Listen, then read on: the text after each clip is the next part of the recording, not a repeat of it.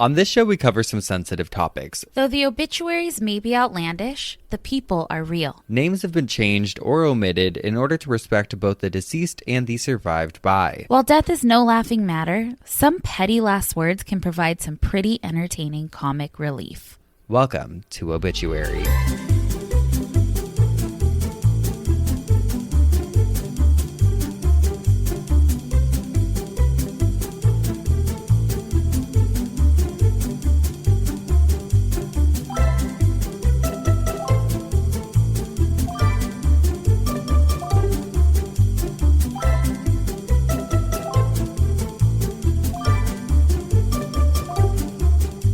Welcome back to Obituary. I'm Spencer Henry. And I'm Madison Reyes. Oh my God, what a week, what a day, what a month, what a year. Oh, you especially. Oh my God, you're traveling. Oh, I've just been running around left and right. I went to Disneyland with my entire family over the weekend. We rescheduled from New Year's. Remember, we were supposed to go for New Year's originally, and then we had to push it out because of, obviously, COVID and everything. And I mean, it's not gone, but it felt a little safer going now. A little safer. I got hot dog the whole weekend. You did, my little babysitter. Oh, you know, I love a nap. As does hot dog. Well, okay, but I was nervous about my weekend nap schedule because I didn't want to roll over and kill her.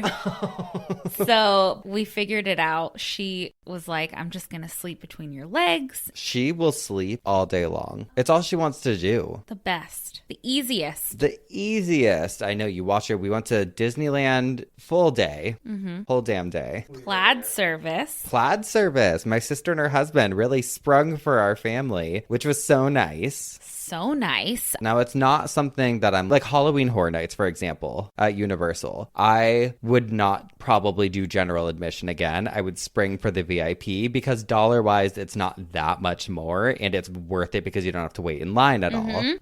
This, I feel like, is something you would do for like a special occasion. Right. Because it was so nice to be able to get in every ride that you would want to go on. And it was both parks. So I think it was like worth it if you were celebrating something big. With Disneyland, we're so spoiled because we're in Los Angeles, so it's relatively close. Right. That, like with a yearly pass or whatever, we could go for dinner one night. And well, we used to when we had passes. We would go, both of us, I think, would go on like a Wednesday night at 8 o'clock and go for a couple hours. Like you can go kind of whenever you want. So you do get spoiled by it. And I remember when I had the pass and like friends would come visit and they'd be like, let's do Disneyland. I'd be like, okay, but I know you're going to want to spend the entire day. I don't want to do that. But this was worth it. It felt fast moving because we were going to everything. But my God, I got like 26,000 steps in. It was crazy. Oh my God. Yeah. Wow. Oh yeah. So if my calves are looking a little stronger under this desk, that's why. They're like bulging, meaty, veiny. Just like shooting out of my pants. Can you see the bone? No, it was super fun. And then from there, the next day, we went to Palm Springs because it was my little brother's 21st birthday. Oh, so much fun stuff, but God, even when it's fun, it wears you out. Oh my God, I got home today, so I went to Palm Springs for a day. We went out to dinner last night, took him to a tiki bar for his first legal drink, all of that, so fun. You have to go to Bootlegger Tiki if you guys are ever in Palm Springs. It's so cute. So cute. Isn't it like a coffee shop during the day and they open it up? It's right next door to a coffee shop, okay. And the coffee shop is Ernest Coffee Company. They're owned by the same people. Okay. So they're kind of like connected in that sense. I remember going one time and it was very small. It's little, but you can reserve a booth there at the tiki bar. I didn't know that. Yeah. Very cool. So we did that. Did I ever tell you the story of, you know, at Disneyland, speaking of Disneyland, Trader Sam's. Trader Sam's. So if you guys don't know, at the Disneyland Hotel, they have a whole tiki bar. It's called Trader Sam's. You can eat there. It's such a cool experience. I absolutely recommend it. But my husband and I were there one night and I was shit-faced. and trying to keep it together. We were sitting at the bar. Oh. When I drink, I don't try to get drunk, but especially with those, like the zombies. They sneak up on you. They sneak up on you because they're sweet, and then you just feel gross and whatever. But I was sitting at the bar, and all of a sudden, I look up, and my seat had sank probably one little foot off the floor. Like I was basically on the floor, and I was like looking at my husband. I was like, am I this drunk? And apparently the bartenders have access to this one stool that's like a trick stool, and they can lower it or raise it or whatever. And so they lower it little by little as the night goes on, and suddenly I was on the floor. I remember that. I love that. You're giving away the Disney secrets. Ooh, see what you get? God, so fun. Love a tiki bar. I don't drink obviously, but I love the vibes. Oh yeah. Oh, Speaking of vibes, babe. I'll have a virgin something. Why don't we head on over to the club and talk about the body that was propped up in a club? Sure, that's a segue.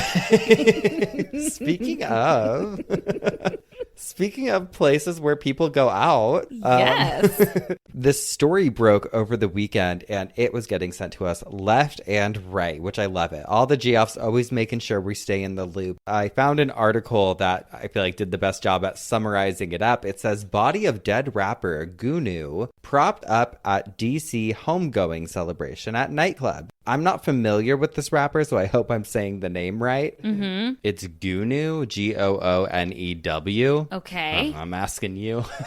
I don't know either. And this article is from the New York Daily News. It says, viral videos circulating online Monday showed a shocking scene. The dead body of Maryland rapper Markel Morrow, who went by Gunu, propped up on stage at a Washington, D.C. nightclub dressed in a hoodie with a crown on his head weeks after he had been fatally shot. Weeks.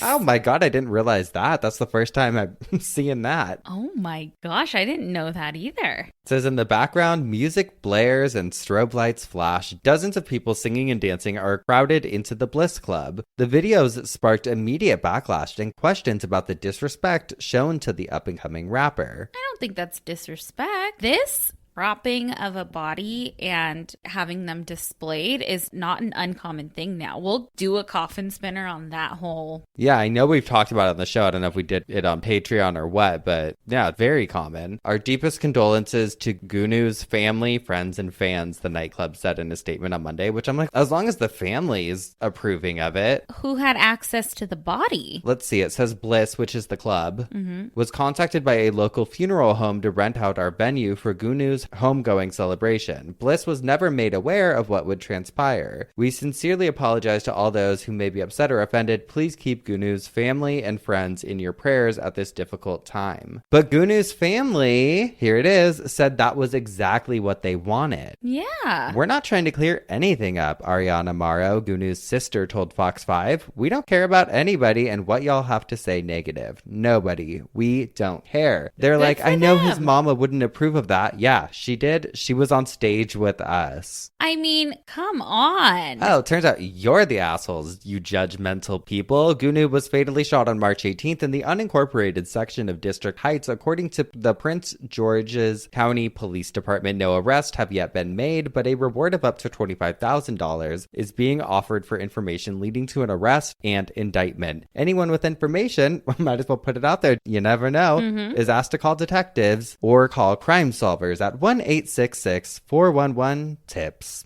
Or reach out to obitpod at gmail.com. Hey, we'll solve it. We got time. No, I think that that's great. If they could have a celebration of life, a homegoing. It's one of those things, again, where death is made taboo and people just aren't used to it.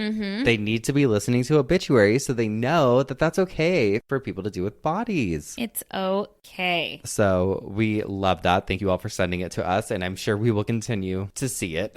Oh my gosh, that was great. I have a listener email about a body also, coincidentally. Oh, wow. It's almost like it's what our show's about or something. I know. The email is from Jessica, and it says, "Hey, Spencer and Madison, and of course, Hot Dog. My name is Jess, and I've been a listener to both Obituary and Cult Leader since the beginning. You provide a hilarious background when I'm working through schoolwork or just washing dishes like a boring bitch. I won't include any names except my own, so no need to change anything if you use this. And no apologies for length. It's just a little old thing." That's what on Little Leaders, they always refuse to apologize for the length. My cult babes are very disobedient children. I have a short tale to tell of a weird-ass thing that happened during my first time ever going to calling hours. I was maybe in middle school when my great-grandpa died. Don't worry, the man was like 10,000 years old and had lived a wonderful life. His wife had passed away long ago, and the only person that saw him on a regular basis was his nurse. She was a sweet lady, but seemed a little neurotic and high-strung to me. She was doting. Okay, real talk. So the tea is that she had a thing going on with old granddad. The nurse? Mm-hmm. Oh my God. But no one would come out and just friggin' say it. It was never proven, but highly suspected. I hope this part makes Madison absolutely scream. And I'm telling you, when I read it, it did. The calling hours were in a small, intimate setting. His death wasn't unexpected, so it was mostly people chatting, laughing, and no one was crying except for his nurse. The woman was absolutely hysterical. I'm just picturing it so weird. I remember her pacing constantly. She'd greet someone coming in like she was a widow. Pace, greet, stop at the casket, pace, rinse, repeat. It went on forever. Suddenly she stops. She's peering down at my great-grandpa. The dude must have looked a little too pale for her, since he was, dead and all. So she reaches in her purse, pulls out her cream blush, and proceeds to pink his cheeks a little. Oh, no. Holy shit, you could have heard a pin drop. What was this woman doing? But wait, there's lipstick. I should point out that this woman was into her bright, expressive makeup. She dabs a little on his lips, and he looks like a clown. Oh, no, Granddad. She resumed her pacing, and my mom and I thought, woo, glad that's over with. She stops again, stares at him, and walks out of the room. Cool, good, maybe she needed a break. Lots of pacing after all. Nope.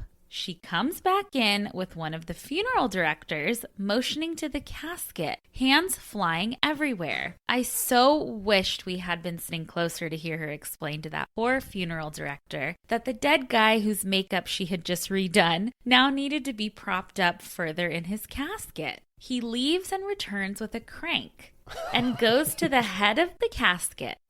As he inserts and turns this thing, we all watch as my dead grandpa's head rises. But it's not a fluid movement.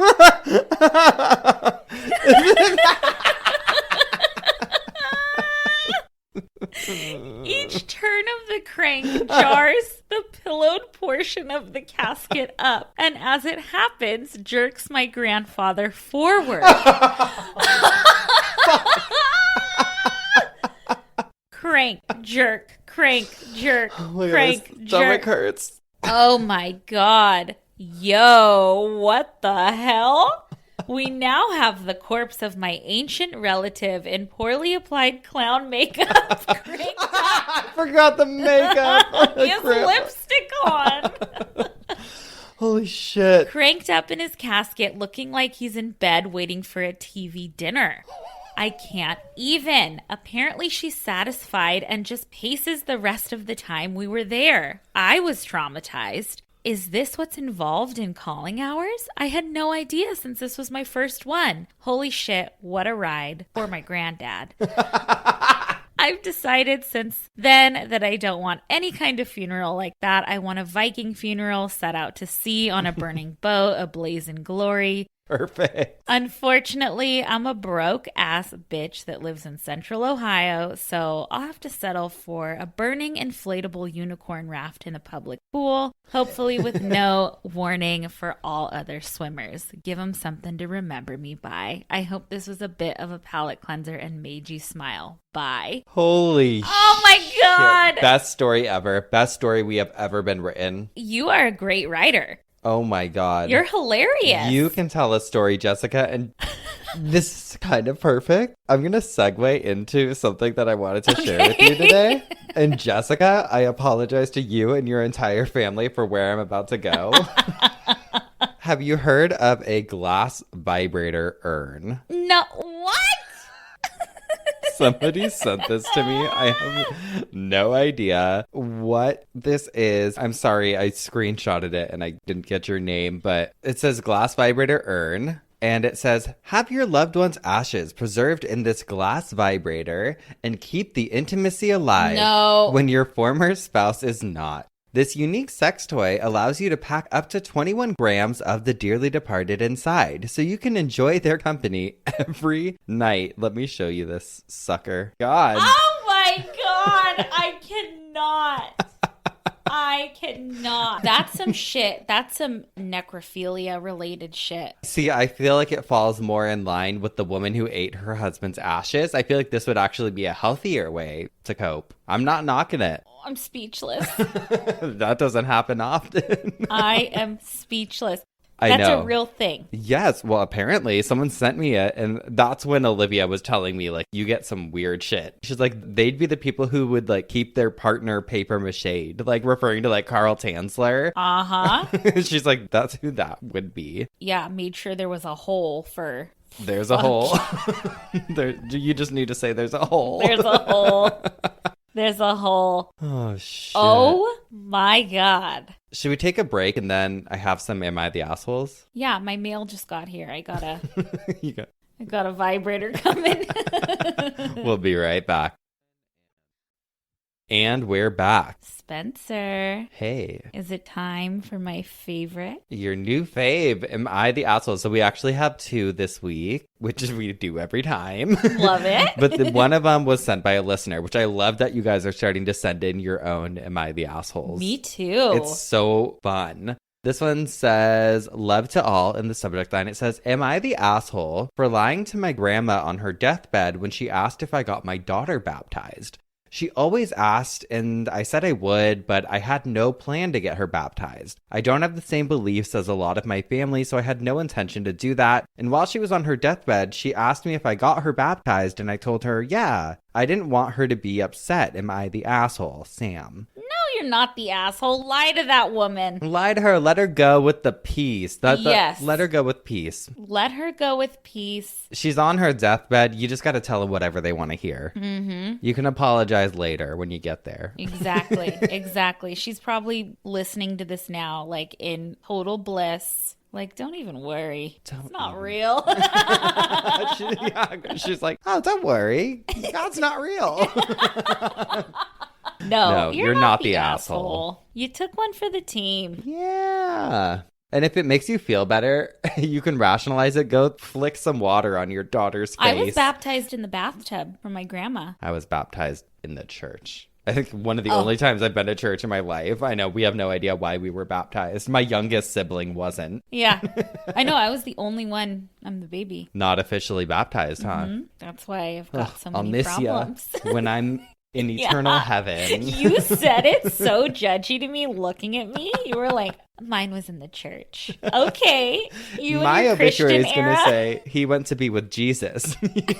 Yours can't say that, girly. Oh, God. Okay. And then I have this other one that I found that says, am I the asshole for wanting my employee to stop talking about her dead husband? I, 22-year-old female, am a supervisor at a corporate home improvement store. Tell us which one. Is it Lowe's or Home Depot? Mm-hmm. Huh? I am over the entire front end, including approximately 30 cashiers, ages ranging ranging from 16 to 70. I have one employee who we will call Annie. She is, I think, in her mid-60s. Annie had a husband who has been battling cancer for as long as most can remember. I've only been with the company for about a year, and many people have talked about how her husband kept going through chemo and dialysis and all sorts of treatment to keep him going. Everyone in the store has been very supportive of her, and we even had a bake sale to raise money for her family as she was out of work a lot due to his illness. The past 6 months, though, he has rapidly declined in health, and it became all Annie would talk about. Another coworker even confided in me by saying they were tired of hearing Annie talk about her husband because it was depressing, and they just didn't know what to say to her anymore. Several other coworkers have said she should have let him go a while ago instead of dragging out his pain. Christmas Day of 2021, Annie's husband finally passed away, and understandably, she was out for about a week before returning to work. That's so wild to me, by the way, just a week. I know. Once again, we were all very supportive because even though it was expected for him to pass, it's still sad to lose your husband to cancer. Annie struggled with grieving and would tell us about her memories with her husband and talk about how much she missed him. She would show us this ring that he got her for their 30th wedding anniversary that was engraved and all. It was pretty, and we allowed her to grieve as she wished, until she told us about the ring for the 4th time, until she kept reminding us that he died on Christmas. We were all supportive until she would go out of her way to walk over to us and tell us how depressed she is now that he's dead. I've tried my best to be a supportive boss, and obviously I don't understand her pain because I'm so young, but at what point does it stop? Other cashiers don't even want to be at a register near her because they don't want to be bummed out by her grieving. It's gotten to the point where I can't give simple directions to Annie without her bringing up her dead husband, and I've started just tuning it out. Am I the asshole for wanting Annie to take a leave of absence and stop talking about her dead husband at work? I say have a little compassion. I get that it's annoying, but I just think about if it were a family member in that position and the people at work were talking shit about it, I'd be like, fuck all of you. You guys are all fucking assholes. As a manager, you need to get off of Reddit and you need to push for a leave of absence for her and have her back. Right away, in that email, I already don't like her tone. Because she's like, I'm 22 and I oversee blah, blah, blah. I'm like, oh, you know which one she is at work, right? She's the one that's like, yeah, they actually made me the manager and I oversee all these people who are so much older than me. It's like, you already know she's an asshole. Yep. Just from that. She was voted the asshole by Reddit. I think the top comment said, absolutely, you're the asshole. This poor woman is grieving the loss of somebody she's been with for a very long time, and you, a child in comparison to her, wants her to stop, quote unquote, being a buzzkill? Tell me you've never lost a loved one without telling me you've never lost a loved one. First of all, my dream, I don't even like saying it because it's such a dream of mine, but if I could start any charity in the world or any sort of nonprofit, it would be to help people with bereavement, because there's a lot of people that do have to go back to work. Like when I lost my mom, my job gave me as much time as I needed. They were so good. I took a month and I was just like, I'm not coming to work. I don't know when I'm coming back. And they were like, take the time you need. We'll pay you. Which is still even wild. A month doesn't even seem like enough. But I know when I was working, it was like, if you lose a parent, you get like 2 days. If you lose... Well, that's what I was going to say. So my friend Brittany, she lost her mom and she worked at, I think it was Wells Fargo. And they gave her a couple days, maybe a week max. But I'm just like, are you kidding? It's so wild. Especially for like a full-time employee. Like, it's just crazy. That's like my dream, would be able to financially, Yeah. That's assist incredible. people like that. Thanks. I haven't done it yet, but maybe but that's a very sweet Well, because thought. I went through it. Yeah. And I think it's different. There's different levels of grief with every person, but also like what you were just mentioning, like you get a certain allotment of days per certain people, but it's like, what if your grandpa single-handedly raised you and was the most important person to you, and your dad's an asshole? Why do you get more time with one versus the other? Totally. That's the part of the corporate world that I think is so, there's no human emotion. That's when they say like they don't value human life. It's like numbers, what you can do for them. Everyone's a number. Truly, when you're working for a corporation, you can be replaced. And that's the harsh reality, babes. But yeah, no, she's definitely the asshole. And I'm just like, sorry she's grieving the loss of her husband. And like just the way she worded everything with like, it was so drawn out. And for people to sit there and say, why don't you let him go and stop his pain? And what? Go fuck yourselves. Wow. Get out of here. Have a little compassion. Have a little compassion, you dumb bitch. All right. Well, moving on from that segment, do you have a little side bitch this week for us? I do. So I have June Brown, and she is an actress that was known for playing the role of Dot Cotton, quote, the world-weary, Bible-reading, chain-smoking laundrette manager in EastEnders, which is a very popular show that I've never seen before. You're like, sure. I've never seen it either. Okay, wait. So somebody sent me a screenshot of this obituary, and I don't have the full obituary, and it was one of those things where it was like going to make you pay. And I'm like, I'm not paying to subscribe to this British newspaper. I'm not doing it, okay? I'm subscribed to 45 of them. Was it the Telegraph UK? Because my obituary today is from that, and like I had to go on a blog and find yeah. Stupid. I'm like, I'm not doing it. No, it was like the Daily Times or something. I support the newspaper. I appreciate the newspaper, but that's one that I can't use again. Just let me see like one article. Let me see a little more. Let me sign up with a fake email. Yeah. Okay, so June Brown, Dot Cotton actress in EastEnders, dies at 95. The actress June Brown, who played the colorful Dot Cotton in 2,884, holy shit, episodes of EastEnders, has died at age 95 at home in Surrey. A very bright light has gone out at EastEnders today, but we shall be praising a sweet sherry in June's memory, a spokesman for the program said. Brown died surrounded by family. Here's what gets fucked up. I'm waiting because I'm like, do we need to be EastEnders stands to get this? Only EastEnders stands will get it. EastEnders. So the obituary says, as a child, there was nothing June Brown liked better than putting a rabbit in a biscuit tin, gassing it, and then cutting it up. Nowadays, people would scream in horror at the thought, she said, but we were not sentimental about field animals. I loved dissection. And so that's where the screenshot ended. And then I was like, wait a second. Like, talk about leaving me with blue balls for an obituary. So I went and looked more into this because I'm like, okay, I have to know what the hell this is all about. Well, the mirror.co.uk said, iconic EastEnders actress June Brown, best known for her role, blah, blah. We get it. Okay. 2,885 episodes. Oh, my God. That's a lot. Congratulations. You're a serial killer.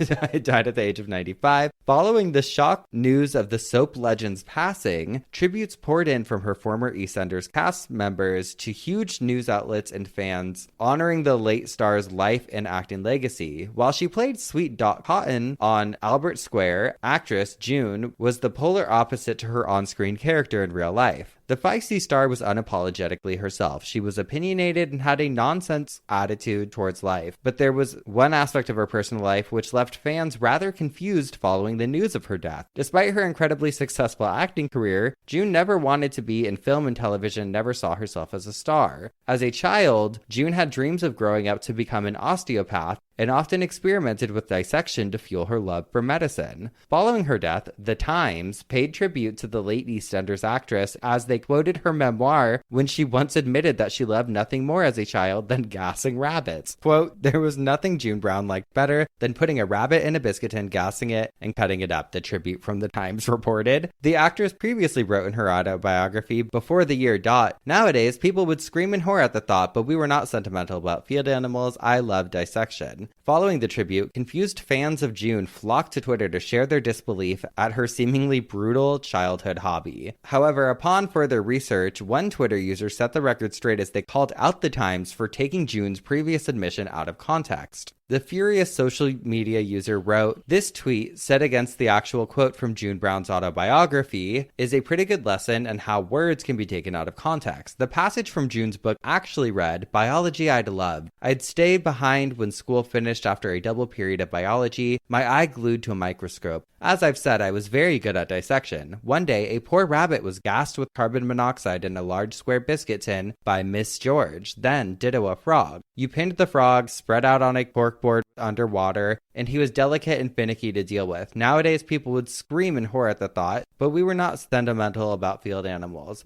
So the bunny was killed for the class, I guess, which doesn't make, I mean, it's still fucked up. Yeah, but it's shocking, the first one you read. Why would you put it in her obituary?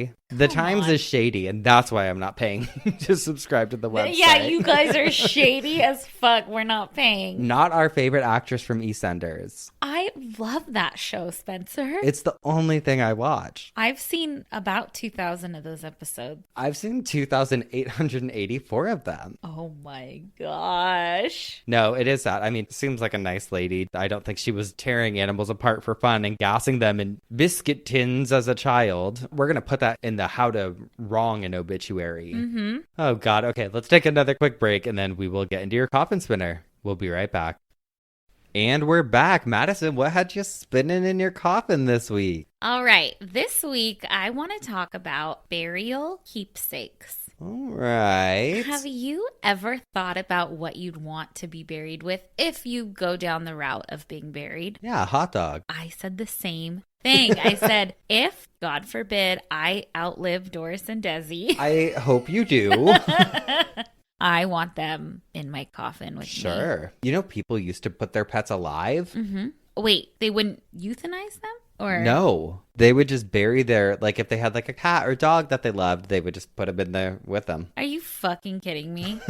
That's so terrible. Oh my God. Well, you know, I love a celebrity. So I've got a little list of some crazy things that celebrities have been buried with. And I'm going to go from smallest to biggest, but there will have to be a part 2 to this because there's just a lot of information. Oh, I'm ready for it. Oh, I bet there's some weird ones on here. There's weird ones. There's sweet ones. I mean, let's start with a weird one. Arch West. If you don't know him, he's actually my hero. Oh, EastEnders favorite? No, he's the creator of Doritos. Okay. Wow. If they could bottle up the Cool Ranch seasoning, I would just put it on my tongue. They probably have in the 90s or something. Don't you feel like that would have been like a 90s thing? Totally. Yeah, so he created Doritos, although there are some conflicting Dorito origin stories. I'll save that for... No Dorito drama. Not today. We don't want to get sued. I was literally like, oh my God, I made it to Dorito. Dorito tea. Yeah. I love it. But he was also the marketing vice president at Frito-Lay. He died in 2011 at 97 years old, and he was buried with Doritos. And at his funeral, everyone was given Doritos to throw into the burial plot. What kind of Doritos was he buried with? I read that his favorite were Cool Ranch. Okay. But it didn't say. You know what I love are the salsa verde ones. Little spice. Mm-hmm. Sure. Mm-hmm. Now, let's move on to something a little bigger than a Dorito. Let's move on to Humphrey Bogart.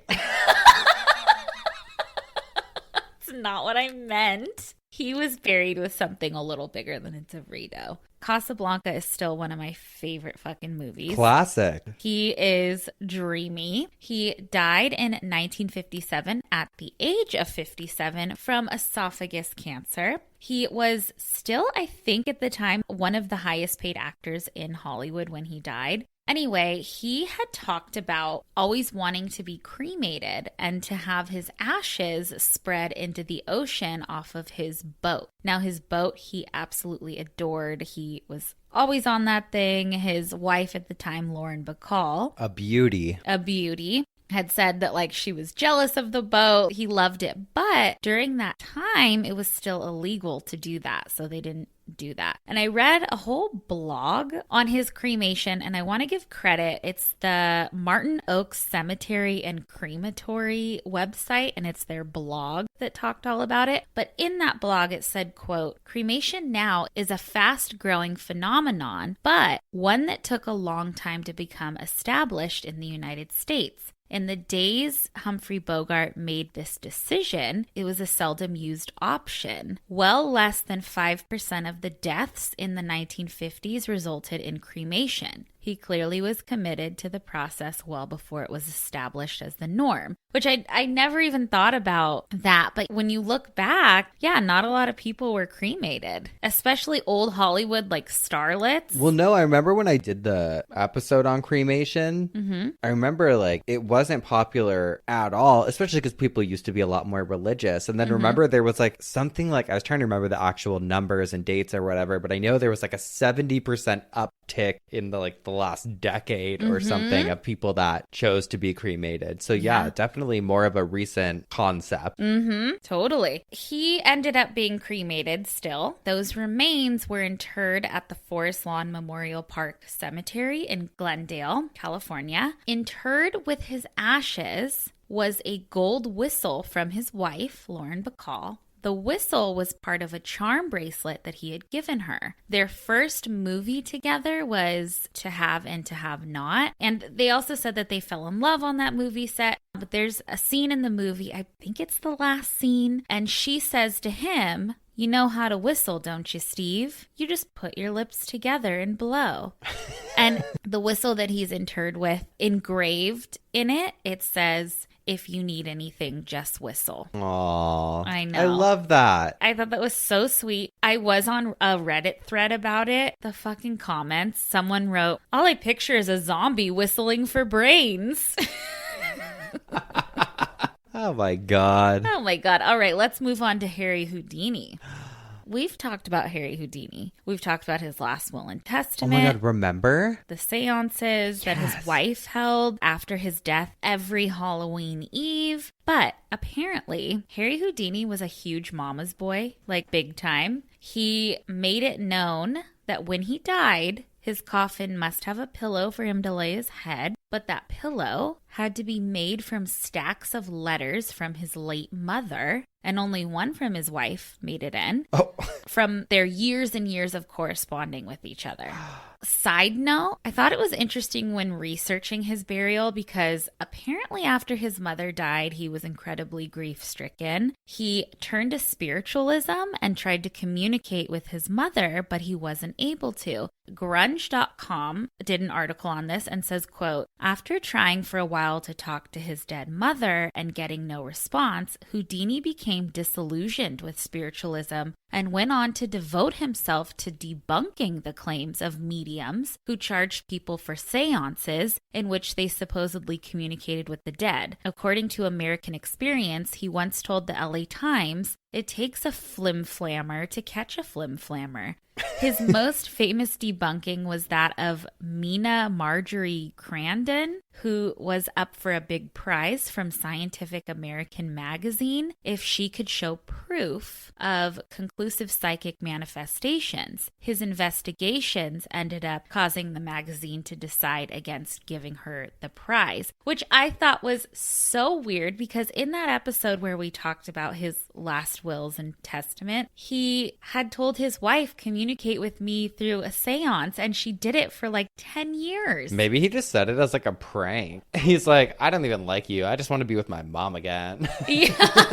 Oh, now I can be with my mother. Now I can be with mother. I feel like he was in on this like campy joke. Probably. But the Harry Houdini Museum still holds these seances every Halloween. He wanted to create some sort of mysticism. It's like how Anton LaVey, Yeah. you know, it's that whole creating the gimmick and creating, well, no, not gimmick, that cheapens it too much, but that Hollywood makeover. And I support it. I love it. I love the whole thing. Please. Okay, next, Bela Lugosi. He died in 1956 of a heart attack, although a lot of people say that he had a stake driven through his heart because if you know, probably his best known role is of Count Dracula in the 1931 film. He was buried in his Dracula costume, even with the cape and everything. Now, this one was wild. I've got two more. Roald Dahl. He's the writer of Charlie and the Chocolate Factory, Fantastic Mr. Fox, The Witches, The Gremlins, James and the Giant Peach,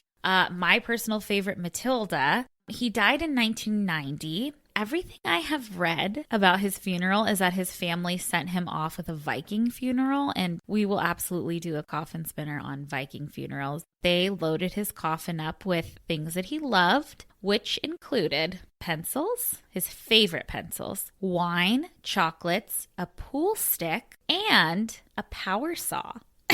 Okay. Buried with a power saw. He said, I'm getting out of here one way or another. I know. Or he's going on into the afterlife fully prepared. He's got wine, he's got chocolate, he's got a power saw. He's ready. Hope they packed a pencil sharpener in there.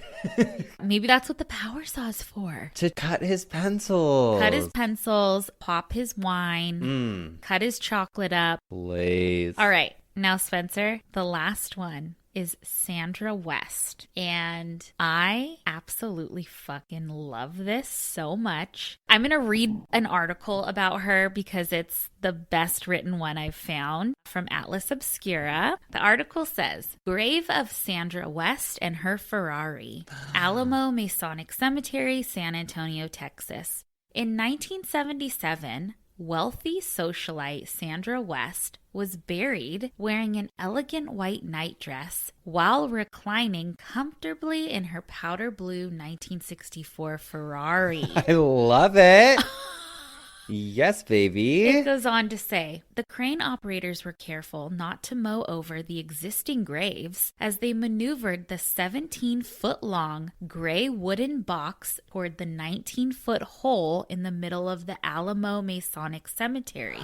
Inside the box lay the perfectly manicured corpse of the 38-year-old socialite and heiress, Sandra West. Mrs. West was positioned as if reclining in the driver's seat of her beloved 1964 powder blue Ferrari 300 America. In accordance with her will, she was dressed in her favorite white lace Italian nightgown with the seat slanted comfortably. The radio was tuned to her favorite station. The box was then filled with concrete to deter opportunistic grave robbers. Sandra Eileen West died on March 10, 1977 from a prescription drug overdose. Her body was temporarily interred in another San Antonio mausoleum until her car could be shipped from Beverly Hills, California.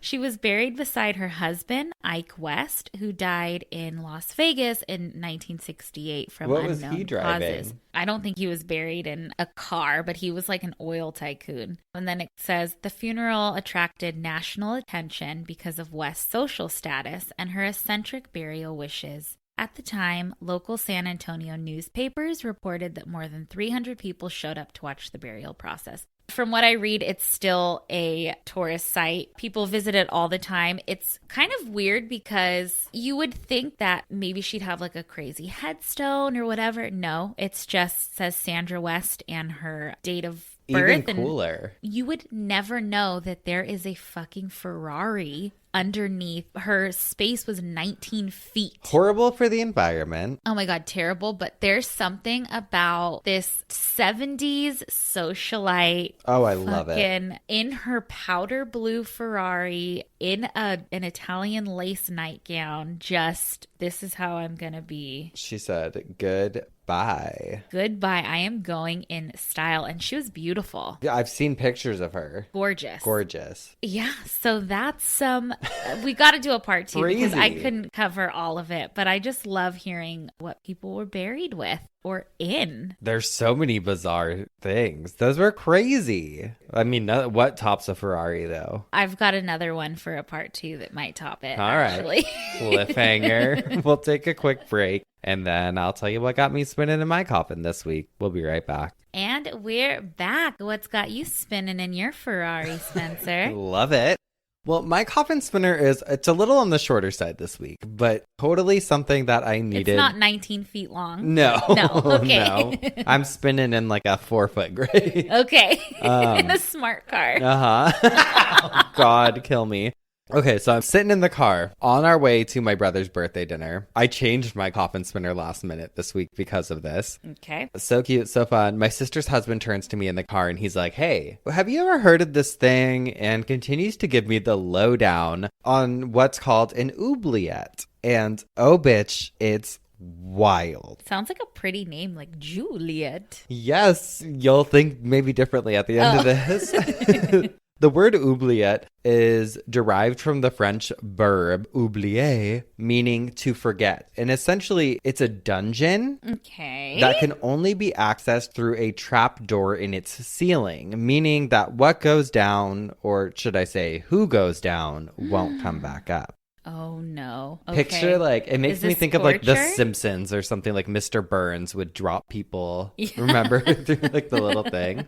An article on Owlcation says, quote, "It was so named because a prisoner was thrown down into one and then forgotten. An oubliette was a specialized type of dungeon with the only entrance being a trapdoor at the top, agonizingly out of reach of the prisoner. Often this horrible type of prison was built as a very narrow passage, not wide enough for the prisoner to sit down or even get down on his knees. He was forced to either stand or lie prone as he starved to death." This is like execution style. Totally in line. Yeah. He could tilt his head back to see the grate, far above his head and out of reach, but that was all. Oubliettes were sometimes built within the walls of the upper floors of a castle rather than in the dungeon, so that victims could hear and smell the life of the castle as they slowly died of deprivation in unspeakable conditions. What? Corpses were left to be consumed by vermin, and many oubliettes were discovered centuries later to be strewn with human bones. Who would do this? Well, let me tell you. So, yes, they really existed. There's been like back and forth about it in the past, but perhaps one of the most notable oubliettes was found inside of Ireland's Leap Castle. Oh my gosh, I was just going to ask, like, are there castles standing today? Yes.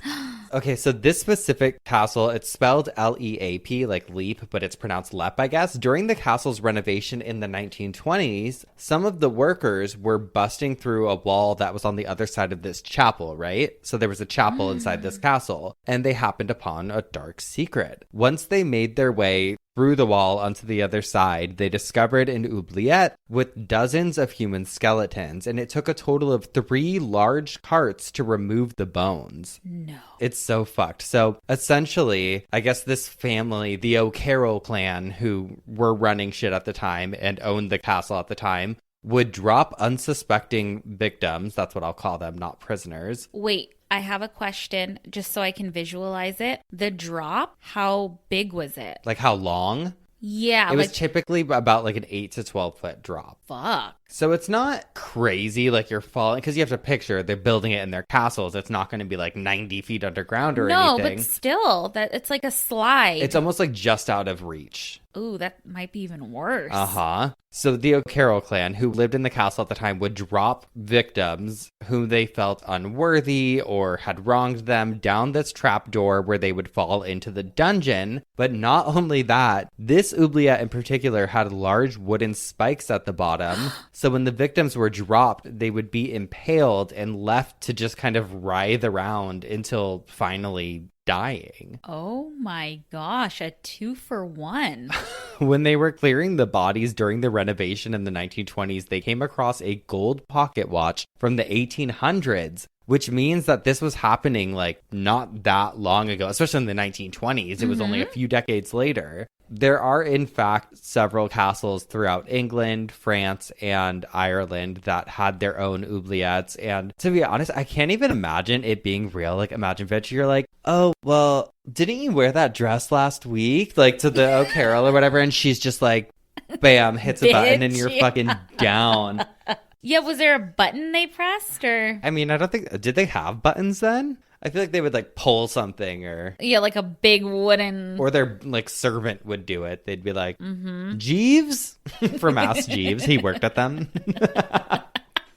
Jeeves, pull the thing. Trust me when I say, though, I would want to land head first on a spike. Like, fucking take me out. Because otherwise you would just be stuck either standing straight up or laying in like a contorted, curled up position, just waiting to die, hearing people upstairs having like balls and shit. No, my fucking deranged thinking is I will starfish my body out and crawl my way back up. Girlie, you can barely fucking walk down the street. I don't know if that ankle's bringing you to the top, baby. The bone will absolutely be out.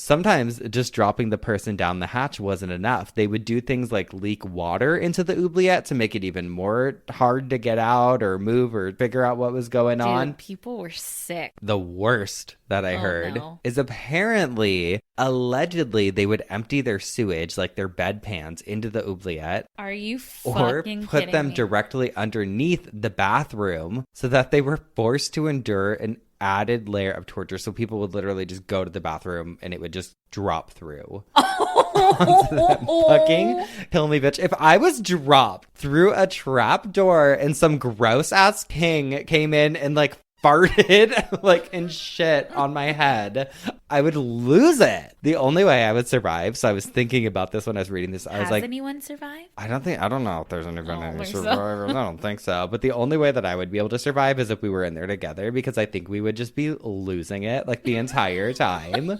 Like, hello. We hear you up there. Like, oh my God. It's dark down here. We would be so loud and so annoying that they would take us out. They'd fill it with water or something. We'd be like, we're floating. Wow. Thank you. Oh, you're gonna wear that? We'd be like, oh, we like this actually. Ooh, it's nice and cool down here. They would hear our voices through constantly the vents. That's actually how we started Obituary. Yeah, we met. People always ask. We met in an oubliette. We just started the show there, and now the rest look at us. is history. We've made it to prime time, baby. So that had me spinning in my coffin this week. So shout out to Brian for... Thank you, Brian. That's the sickest thing ever. And now I'm looking around your house. I'm like, is there a trap door underneath? Imagine we're sitting across from each other right now at the desk. Imagine I just hit a button and you just fucking drop through the floor. Bye, girly. Bye, I'm done with you. This is a one-man show now. Oh my God, I love it. I love that. Well, we got to take a quick break. I got to get Madison out of the oubliette. It was just a prank. Shit on her. We'll be right back.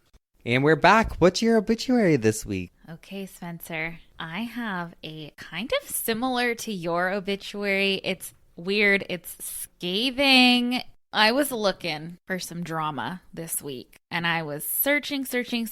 I came across this website called Lipstick Alley. I think it's like a Reddit or something. Okay. And this person was talking about a scathing obituary written by the UK Telegraph for a woman named Susan Elliott, and she was an actress. Very similar. Yes, but the obituary that they published was way more about her husband, who had died a few years before. And it was behind a paywall also, but I found it on Lipstick Alley. So there's some stuff that I don't even know if I can read because it's so scathing. Read it. So it's for Susan Elliott, but it's really more about Denholm Elliott, who was her husband. It says, Susan Elliott, who has died age 65, had an open marriage for 30 years with Denholm Elliott, the actor who lived a secret double life as a promiscuous bisexual until his death from AIDS in 1992. She was a 19-year-old actress in 1961 when Elliott proposed. He was 20 years older, and his first brief marriage to Virginia McKenna had ended in divorce. They had met in New York at the Strollers Club on 53rd Street in Midtown Manhattan, where Susan Robinson, as she then was working as a singing waitress. It was an unlikely pairing. Susan was an American convent girl, while Elliott, a louche and very English thespian, admitted at the outset to having had male lovers. While she came from a patrician family of writers, he was a chronically insecure actor, a star of The Cruel Sea in 1953, whose career he thought was on the slide. A year later, they married in London and enjoyed an extended European honeymoon, driving through France in Elliott's Mercedes SL 190 convertible, via Barcelona to Ibiza, then something of a celebrity playground. The couple found a plot of land on a hillside outside Santa Eulalia, built their own idyllic villa there, and stayed for 30 years. Nearly 10 years into her marriage, Susan knew Denholm was bisexual when he returned from shooting Too Late the Hero, 1970, and confessed to having participated in various orgies on location with men as well as women, and suggested she attended a clap clinic for a protective shot just to be on the safe side. When did this come out? 2007. What the fuck? Crazy. On visits to London, the couple were regular fixtures at bohemian drinking clubs. On one outing to the Colony Room with the artist Francis Bacon and his boyfriend John Edwards, Susan Elliott was handcuffed to a bar stool by Edwards, who went off home without unlocking her. She made her way back to North London and managed to get into bed beside her husband without disturbing him, concealing the stool by her side of the bed. Oh my God. This is an obituary. This is horrible. Denholm Elliott set off for filming the next morning, none the wiser, and she then hailed another cab to take her to Bacon's studio in Reyes Mews, where she was released and then taken to lunch to Wheeler's by her captors. Susan Robinson was born on March 7, 1942 in Cleveland, where her grandfather had edited the Plain Dealer newspaper and was raised in Washington, D.C. Her manic-depressive father was a journalist on Time and later Newsweek magazines. Her mother, the daughter of a well-off Southern Catholic family. She attended the Sacred Heart Academy in Washington, where the nuns, ignoring her wish to learn languages, noted her skill at basketball and made her captain of the school team. Susan's appetite for show business had been whetted by attendance at recordings of such television shows as Saturday Night Jamboree and Record Hoppers. After modest success as an actress in Riders to the Sea, for which she won an award as Best Supporting Newcomer, her father enrolled her at the American Academy of Dramatic Arts in New York.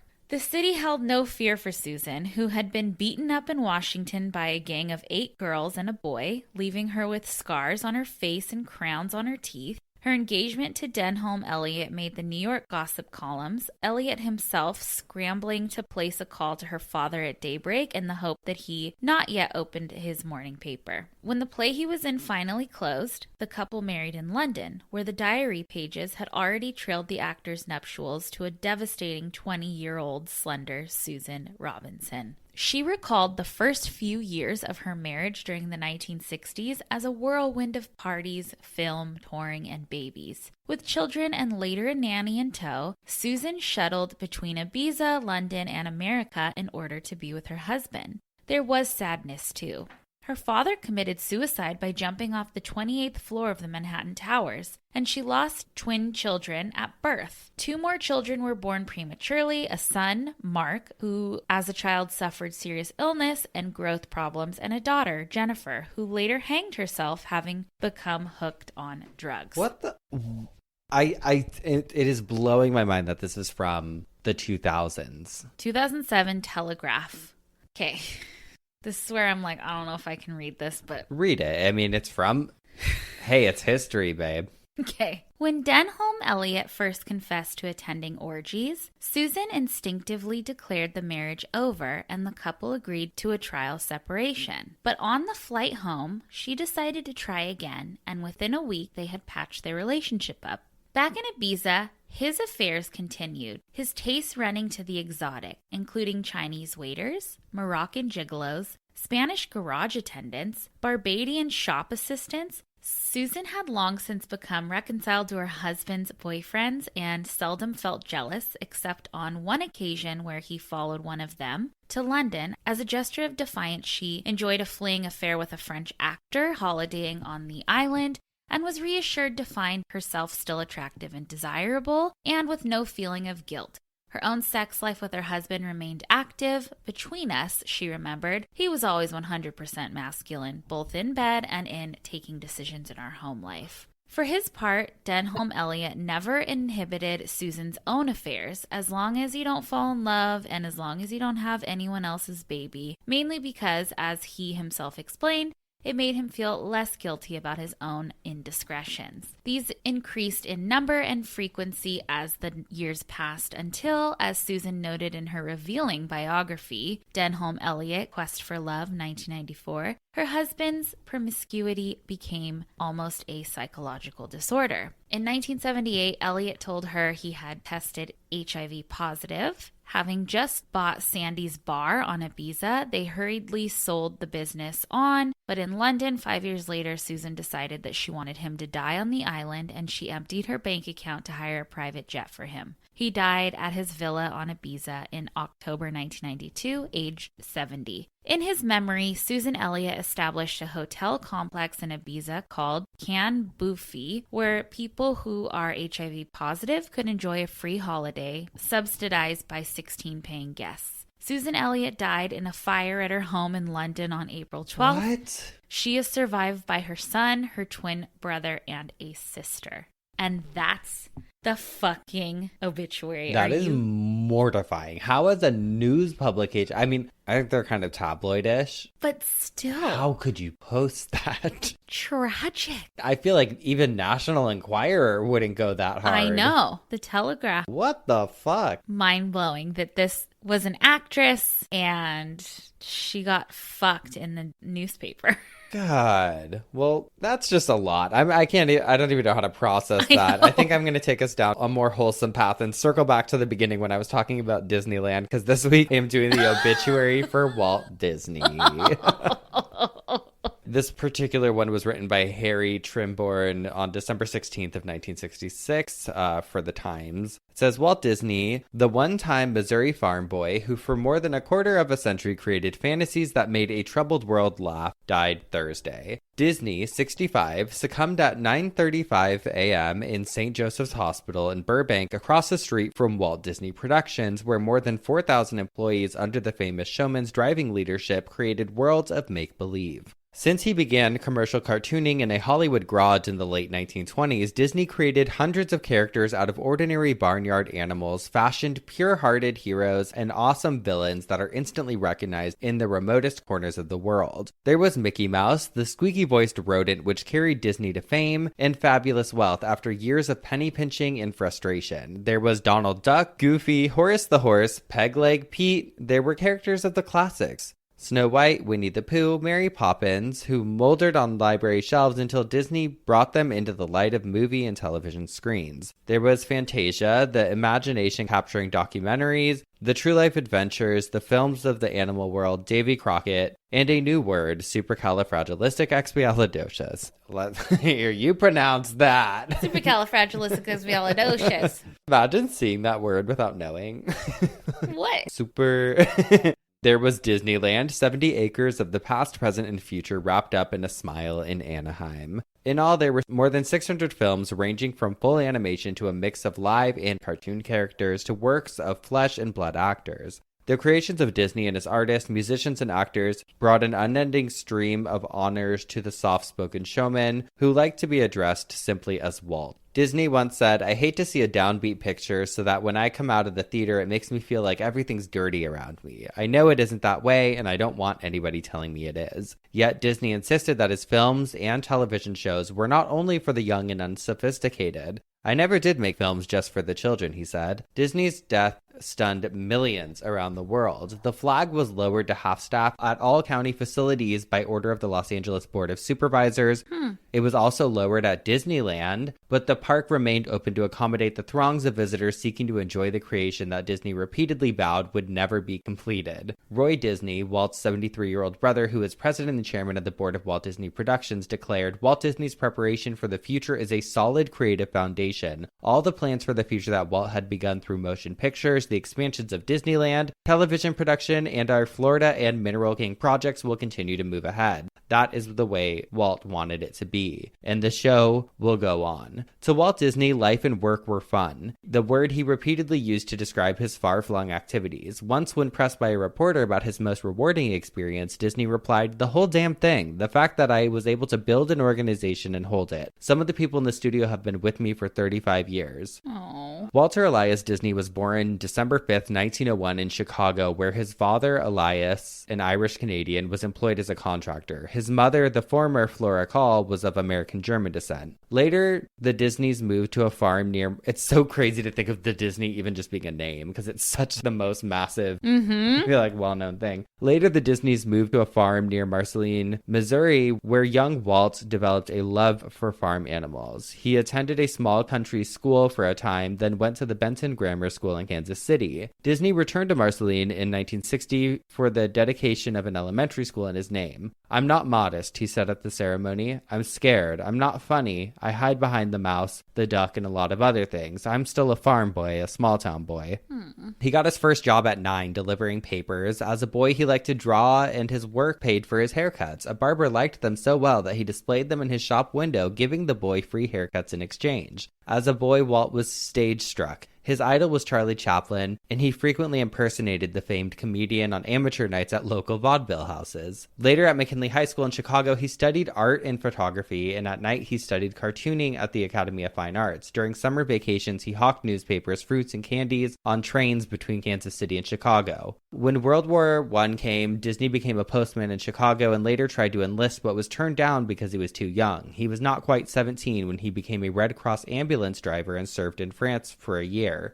With the war over, Disney decided against returning to school and went to work for a Kansas City advertising company where his job was to draw sketches of farm equipment and livestock. He later took a $35 a week job as a cartoonist for a Kansas City firm that made slides for projection on theater screens. In the early 20s, Disney began experiments in filming animated cartoons, and he later sold several one-reelers to theater owners. It was while engaged in these early experiments that Disney first met Mickey Mouse. He recalled that he always liked mice, and he was amused at their antics in his workshop. He captured some and kept them in cages. One, bolder than the rest, would crawl over his drawing board, and Disney called him Mortimer, but later decided that the name was too formal and decided on Mickey instead. So it really was inspired by a real mouse, which is so cute. Joined by several other young cartoonists, Disney later formed his own company and created animated fairy tales, starting with The Little Red Riding Hood, but the venture flopped, and Disney moved to Hollywood. He arrived with a 2-year-old suit, a sweater, some drawing materials, and $40. Forming a partnership with his brother, Roy,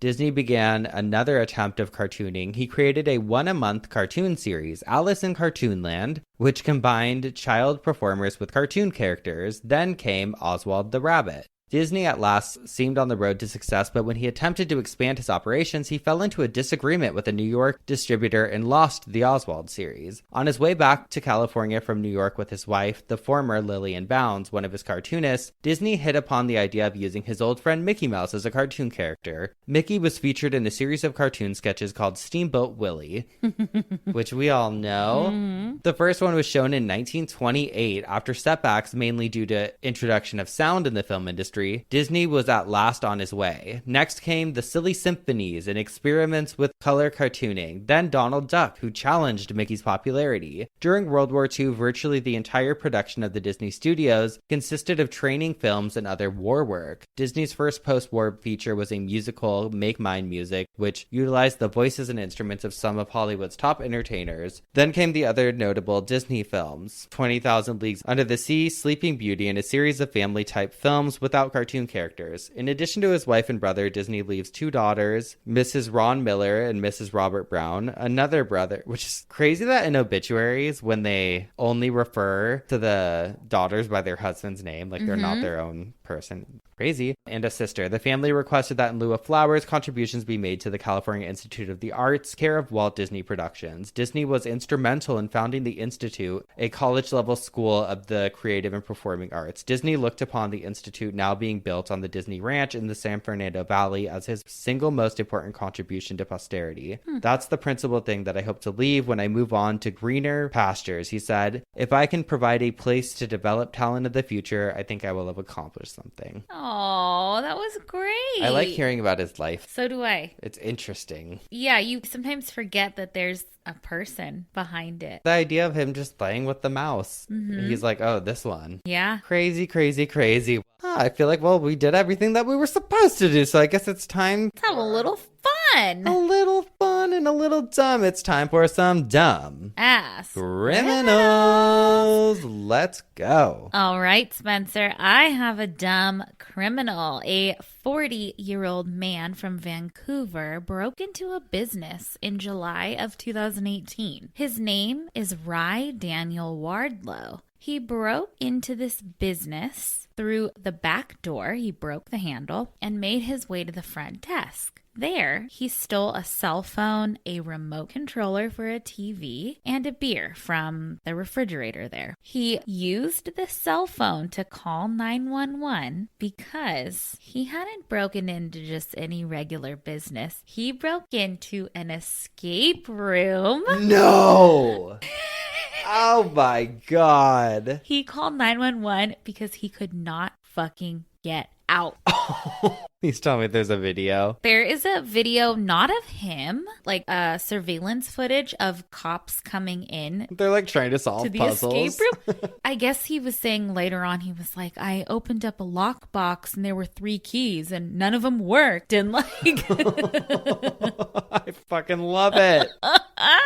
Oh my God. Yeah, I have a news article from Newsweek. It talks about it all, and then it talks about the business, which was called Escape Experience. The article says, quote, but lacking both a team and common sense, Wardlaw became trapped. So he called the police to come and rescue him. Citing court documents, he apparently didn't know how to use the lock on the front door and was stuck. I feel violated, says Rob Bertrand, who owns the room with his wife. We're a small business. We put our heart, soul, and money into this place to make it our work. Our goal is to bring fun to families and businesses, and it doesn't feel good to get taken advantage of. Goes on to say, by the time officers arrived, Wardlaw was outside. According to Clark County jail records, Wardlaw was charged with second-degree burglary and being held on a $40,000 bond. He also had a previous charge of possession of a stolen vehicle. He finally had escaped when the police got there. He was found walking behind the center, like at around 4 a.m., and he tried to deny that he called 911, tried to deny that he was ever inside of there. Okay, so the surveillance footage shows cops coming into the escape room, and there's like, you can tell it's an escape room that's meant to look like a really desolate place with like a bathtub. Like, he's like, where did I go? Where the fuck did I break into? Wrong place. Oh my God. It'd probably be scary. What if you went into like one of the killer ones? You're like, where am I? Seriously. Or like you sit down and it's like a trap. You're going into the oubliette. OBITCH.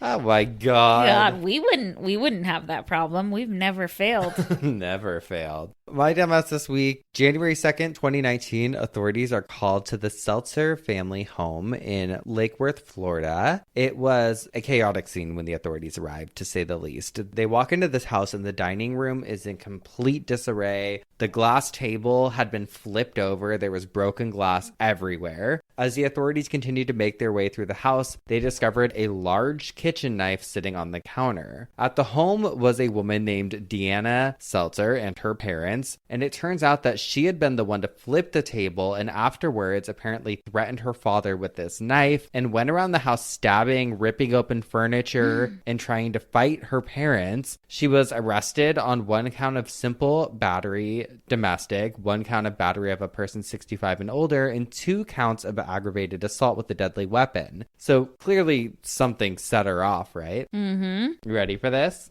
The reason Deanna lost her shit and ruined essentially her parents' house, all their furniture, was because they refused to take her to the Outback Steakhouse.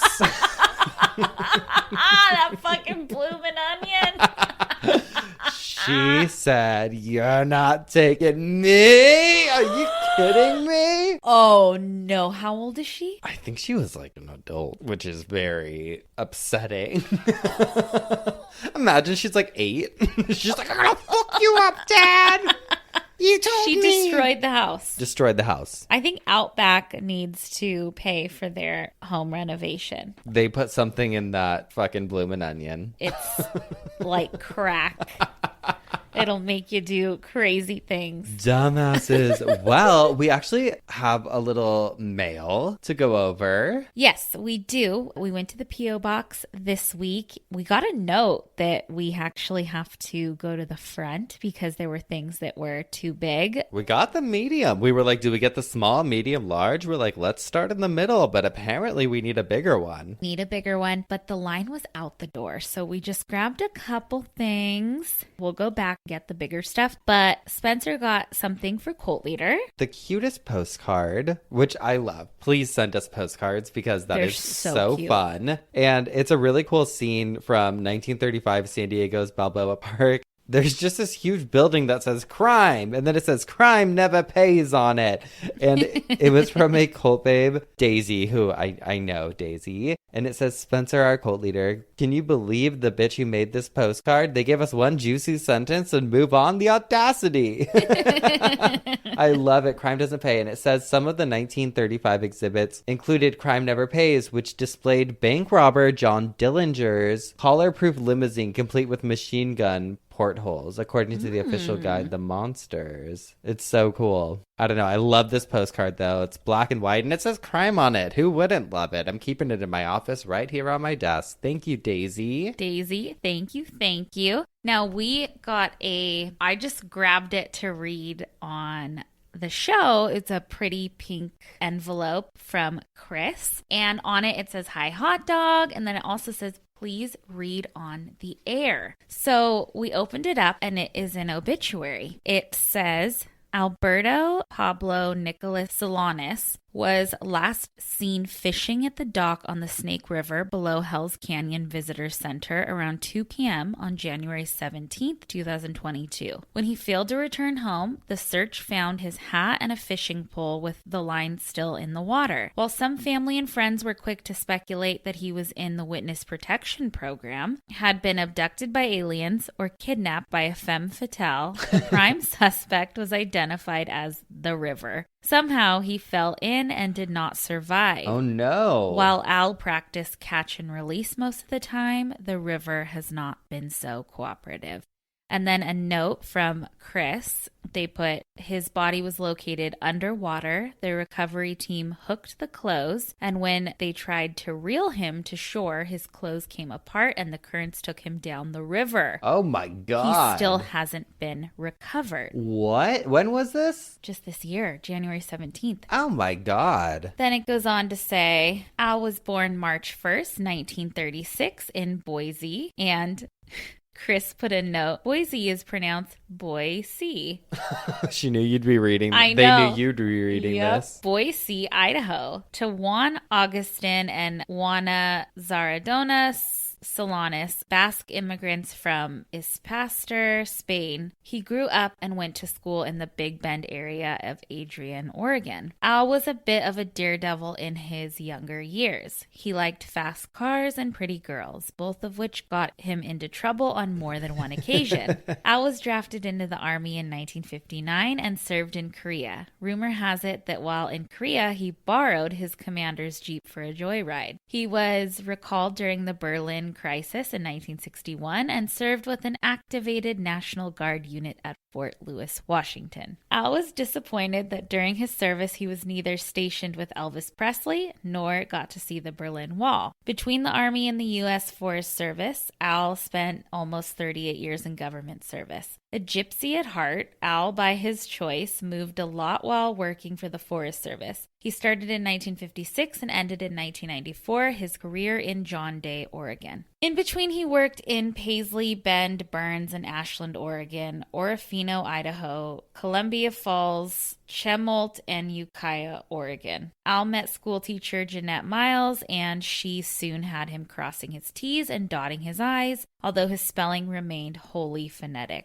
On June 5th, 1971, Al and Jeanette were married in Burns, Oregon. Daughter Diana was born in Orofino, Idaho in 1974, followed by daughter Tressa in Kalispell, Montana in 1976. His wife and daughters did not consider Al to be a fashion icon. Long after the pegged pants of his high school days went out of style, he continued to wear high-water jeans along with tall socks and shorts, sometimes even the travesty of jean shorts. Al also had quite the collection of jokey fishing tees and a ball cap for every occasion. I love it. I bet he was a total shit talker. Totally. He was a pioneer in other areas, though. Years before the COVID-19 pandemic, Al started hoarding toilet paper. At one point, an entire wall of their bathroom in John Day was stacked floor to ceiling with packages of toilet paper. Oh my God. He earned his nickname Uncle Pyro for his love of bonfires while hunting. Apparently, it is not a proper lunch fire unless you must stand back at least 50 feet. Al enjoyed photography, hunting, skiing, camping, traveling, picking huckleberries, and bowling, among other things. He was an ardent supporter of high school athletics. He dutifully went to his daughter's sporting events, although neither of them had any remarkable abilities. It was perhaps a good shade. I know.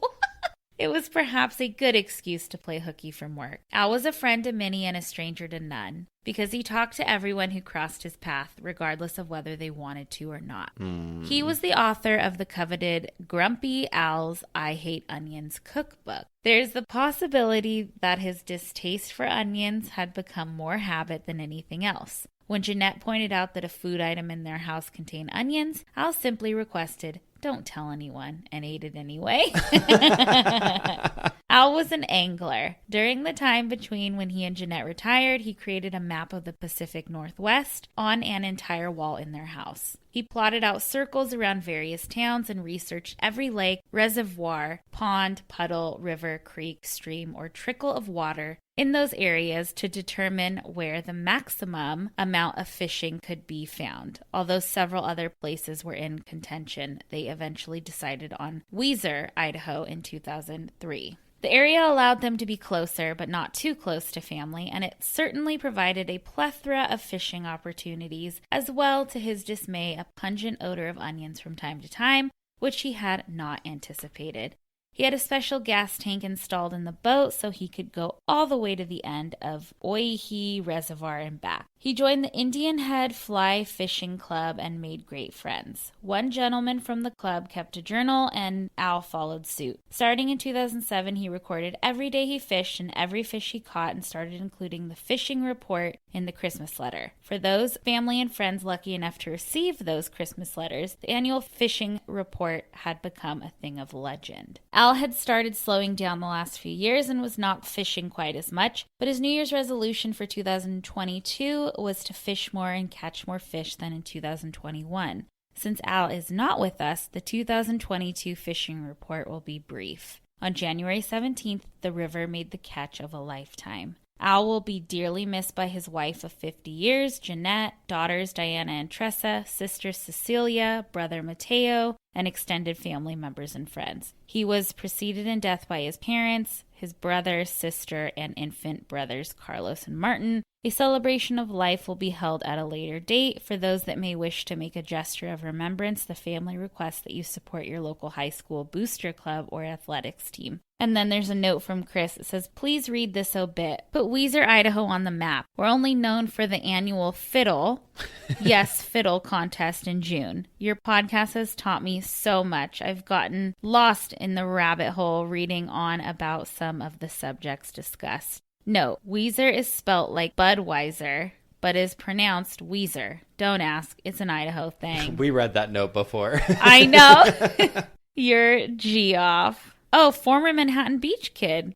Cool, we know where that is. Hey, we know where Thanks, that is. Chris. Oh my God, thank you for that. I love getting an obituary like that with notes and pictures and everything. We love like handheld stuff. keep them coming. Our P.O. Box, again, you can just address it to Spencer Henry and Madison Reyes. That is P.O. Box 18149, Long Beach, California, 90807. Thank you so much for that. We're excited. We'll obviously go pick up the other things, and there's going to be some things that we probably can't share on episodes, or we can't always share, or are impossible to share. If you want them read on the show, probably reiterate that somewhere in your letter or whatever you're sending, just so that we know. You can follow us along online at Obituary Pod on Twitter and Instagram. Book a cameo with us. We are doing them every week, and people are loving them. We're loving them. We're just great. Oh, really sold it. Really sold it. Hey, I'd get one of those from them. Why not? Hey, graduation's coming up. Easter's Graduations are coming up. Easter. Prom. Hey, we'll do a promposal. Oh my God. Why not? Oh, well, we love you guys. We'll see you next time for some more coffin spinners. Obituaries. And dumb Ass criminals. Goodbye.